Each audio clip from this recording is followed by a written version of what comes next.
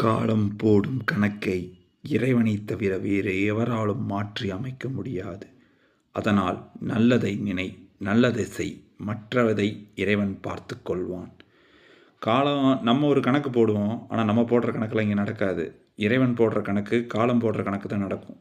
எல்லாரும் சொல்லுவாங்க காலத்துக்கு எல்லாத்துக்கும் காலம் பதில் சொல்லுவேன்னு. உண்மையாகவே காலம்தான் எல்லாத்துக்கும் பதில் சொல்லுது.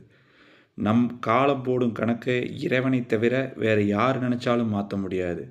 முடிஞ்ச அளவுக்கு நல்லதையே செய்யுங்க, நல்லதையே நினைங்க, மற்றதெல்லாம் இறைவன் பார்த்துக்குவார்.